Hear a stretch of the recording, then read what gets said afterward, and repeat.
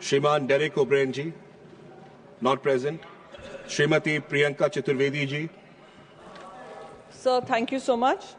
मैं ये VBG Ram ji bill pay अपनी पार्टी की तरफ से इसका विरोध दर्ज करना चाहूँगी और वी बिलीव कि ये जो बिल आया है ये गरीब विरोधी है, ये किसान विरोधी है, ये मजदूर विरोधी है और ये रोजगार विरोधी भी है। सर, जब ये रातों रात जब बिल आया और इसकी चर्चा पहले मीडिया में शुरुआत हुई कि महात्मा गांधी जी का नाम हटाएंगे और आनन फानन में ये बिल लोकसभा में पास हुआ, रात के अंधेरे में पास हुआ और आज भी रात के अंधेरे में इसको पास करने की कोशिश की जा रही है। प्लीज सर, ये गरीब विरोधी है, उनकी मानसिकता है, मैं उसमें नहीं पढ़ना चाहूंगी। Please honourable members, please continue. Please sir, मैं यही सोच रही थी, भगवान श्री राम का नाम लेकर क्या भगवान श्री राम और जो महात्मा गांधी जी के बाद अटल बिहारी वाजपेयी जी ने राम राज्य के उद्देश्यों का बात की थी कि राम राज्य का धर्म का पालन करना चाहिए, क्या वो राम राज्य ऐसा था जो किसान विरोधी सोच रखता हो? प्लीज क्या वो भगवान श्री राम क्या किसानों के विरोधी थे? क्या भगवान श्री राम गरीबों के विरोधी थे? क्या भगवान श्री राम महात्मा गांधी जी जो हे राम कहते हुए उन्होंने आखिरी सांस ली थी उसके विरोधी थे? सर, सच्चाई ये है कि भगवान श्री राम के नाम से ये जो इनके दुष्कर्म है उसको छुपाने का काम भगवान श्री राम का नाम का इस्तेमाल कर किया जा रहा है सर। और इससे बड़ा प्रभु श्री राम का नाम लेकर अपने ये काले कारनामे करना, इससे बड़ा पाप कोई हो ही नहीं सकता है सर, ये जो नया नाम लेकर नया काम लाने की कोशिश की गई है जिसमें स्टेट्स पे जो भार पड़ेगा 29,000 करोड़ ज्यादा राज्य सरकारों पे इसका भार पड़ेगा। सर, मैं महाराष्ट्र से आती हूँ। महाराष्ट्र में एक चुनाव जीतने के लिए 7.5 लाख करोड़ का जो डेट था अब 9.3 लाख करोड़ हो चुका है और अगर अब ये भार भी राज्य सरकारों पे पड़ेगा, कोई भी राज्य सरकार इसकी ना ही जिम्मेदारी लेंगी ना इसको प्राथमिकता देंगी और फिर से जो डेट उनका बढ़ता जा रहा है वो और लगातार बढ़ता रहेगा। तो इफेक्टिवली इस स्कीम को खत्म करने का काम, स्कीम नहीं, एक right based employment guarantee programme को खत्म करने का काम किया जा रहा है। इसके लिए हम इसका विरोध करते हैं सर। मैं ये भी कहना चाहूंगी, इस पे विचार विमर्श और होना चाहिए था। हमारी ये मांग रही है, पूरे विपक्ष की ये मांग रही है कि ये सिलेक्ट कमेटी में जाना चाहिए, सारे स्टेक होल्डर से इसकी चर्चा होनी चाहिए, तब जाकर इस बिल को यहाँ पर सदन में लाना चाहिए। तो ये हमारी मांग है सर। और इन्हीं शब्दों के साथ मैं बस यही कहूंगी कि भगवान श्री राम का नाम बदनाम ना करो, अपने पापों का काम और पाप भगवान श्री राम के नाम से मत करो। Thank you so much sir. जय हिंद। वंदे। श्रीमती रमीला नहीं बल्कि राष्ट्रीय संकल्प का प्रतीक बना दिया। वंदे मातरम की ऊर्जा आज भी उतनी प्रखर है जितनी स्वतंत्रता संग्राम के दिनों में थी। अतः मैं माननीय प्रधानमंत्री जी से अनुरोध करता हूं कि वह इस विषय पर अपने विचार सदन को साझा करें।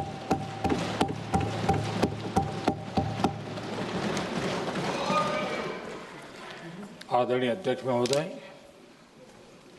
मैं आपका और सदन के सभी माननीय सदस्यों का हृदय से आभार व्यक्त करता हूं कि हमने इस महत्वपूर्ण अवसर पर एक सामूहिक चर्चा का रास्ता चुना है, जिस मंत्र ने, जिस जयघोष ने देश की आजादी के आंदोलन को ऊर्जा दी थी, प्रेरणा दी थी, त्याग और तपस्या का मार्ग दिखाया था, उस वंदे मातरम का पुण्य स्मरण करना इस सदन में हम सबका ये बहुत बड़ा सौभाग्य है। और हमारे लिए गर्व की बात है कि वंदे मातरम के 150 वर्ष निमित्त इस ऐतिहासिक अवसर के हम साक्षी बन रहे हैं।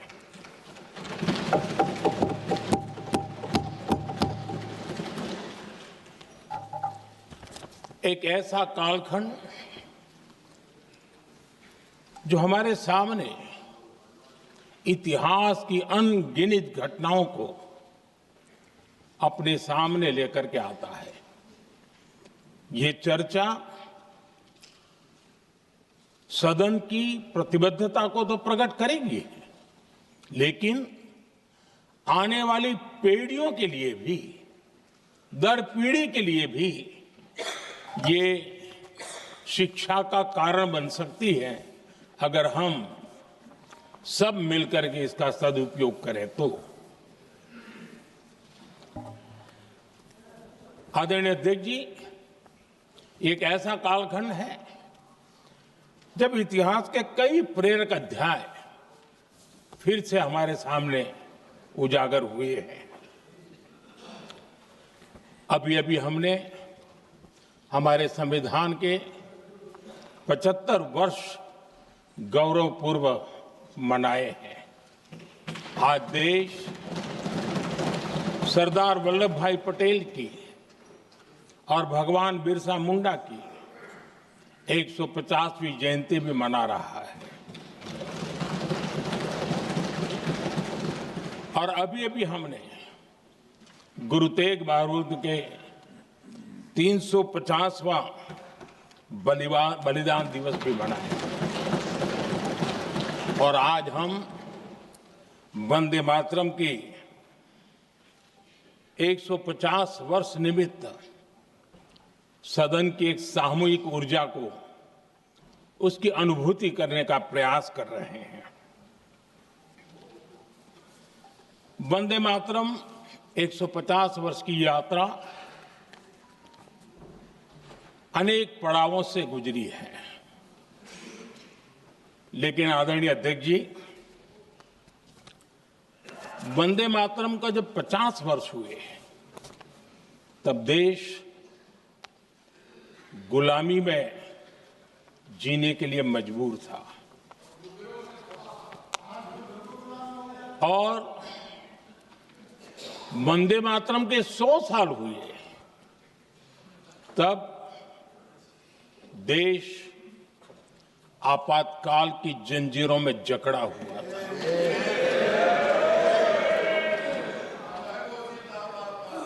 जब वंदे मातरम 100 साल के अत्यंत उत्तम पर्व था, तब भारत के संविधान का गला घोंट दिया गया था। जब वंदे मातरम 100 साल का हुआ, तब देशभक्ति के लिए जीने मरने वाले लोगों को जेल के सलाखों के पीछे बंद कर दिया गया था। जिस वंदे मातरम के गीत ने देश को आजादी की ऊर्जा दी थी, उसके जब 100 साल हुए तो दुर्भाग्य से एक काला कालखंड हमारे इतिहास में उजागर हो गया। हम लोकतंत्र के गिरोह में थे।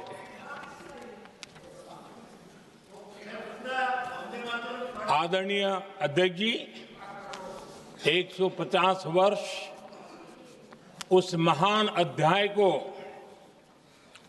उस गौरव को पुनः स्थापित करने का अवसर है और मैं मानता हूं सदन ने भी और देश ने भी इस अवसर को जाने नहीं देना चाहिए। यही वंदे मातरम है जिसने 1947 में देश को आजादी दिलाई।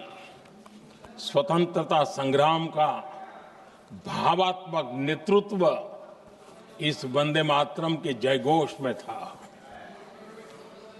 आदरणीय अध्यक्ष जी,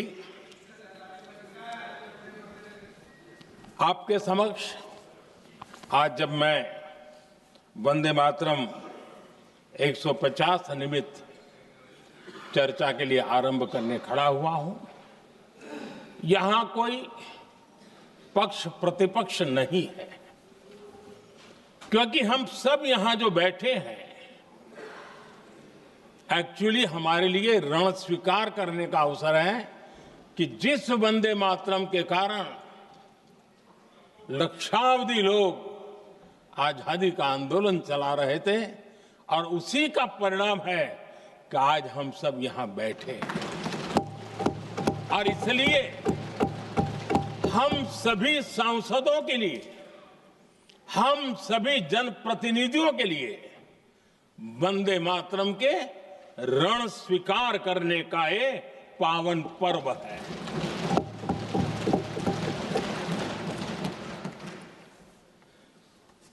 और इससे हम प्रेरणा लेकर के वंदे मातरम की जिस भावना ने देश की आजादी का जंग लड़ा, उत्तर दक्षिण पूर्व पश्चिम पूरा देश एक स्वर से वंदे मातरम बोल के आगे बढ़ा। फिर से एक बार अवसर है, आओ हम सब मिल के चले, देश को साथ लेके चले। आजादी के दीवानों ने जो सपने देखे थे उन सपनों को पूरा करने के लिए वंदे मातरम 150 हम सबकी प्रेरणा बने, हम सबकी ऊर्जा बने और देश आत्मनिर्भर बने। 2047 में विकसित भारत बना करके हम रहे, इस संकल्प को दोहराने के लिए ये वंदे मातरम हमारे लिए एक बहुत बड़ा अवसर है।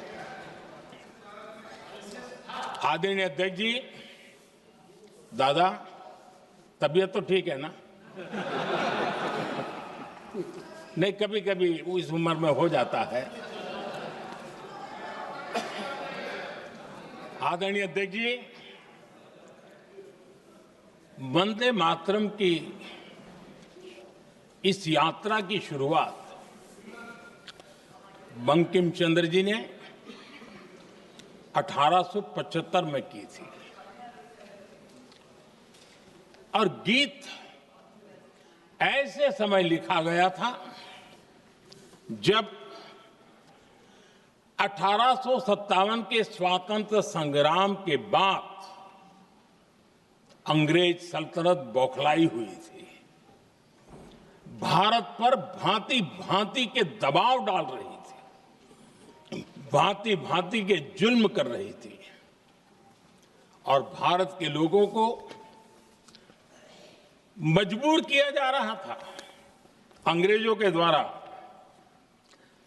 और उस समय उनका जो राष्ट्रीय गीत था, गॉड सेव द क्वीन, इसको भारत में घर घर पहुंचाने का एक षड्यंत्र चल रहा था।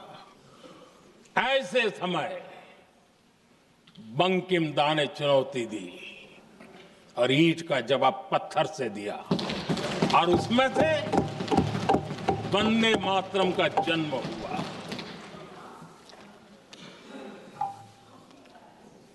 इसके कुछ वर्ष बाद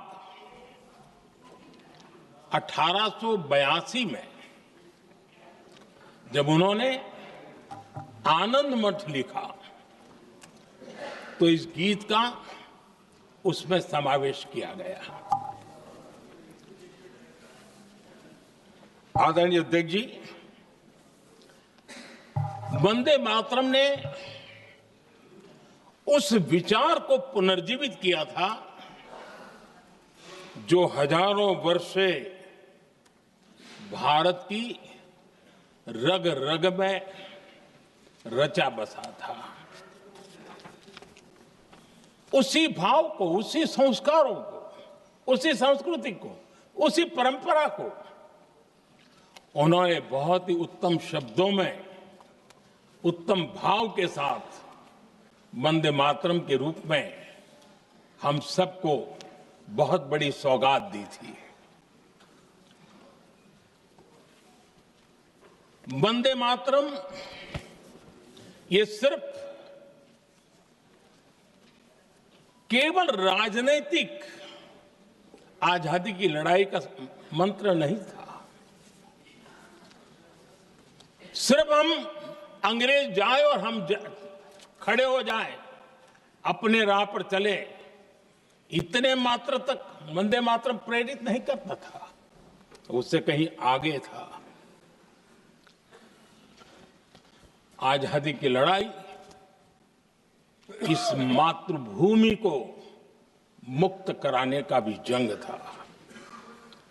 अपनी मां भारती को उन बेड़ियों से मुक्ति दिलाने का एक पवित्र जंग था। और वंदे मातरम की पृष्ठभूमि हम देखें, उसके संस्कार सरिता देखें, तो हमारे यहां वेद काल से एक बात बार बार हमारे सामने आई है। जब वंदे मातरम कहते हैं तो वही वेद काल की बात हमें याद आती है। वेद काल से कहा गया है, माता भूमि ही पुत्रो अहम पृथिव्याः, अर्थात ये भूमि मेरी माता है और मैं पृथ्वी का पुत्र हूं।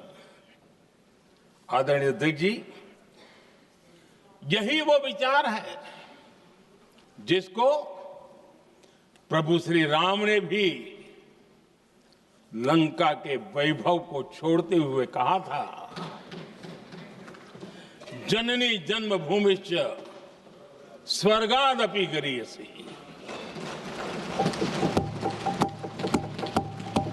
वंदे मातरम यही महान सांस्कृतिक परंपरा का एक आधुनिक अवतार है।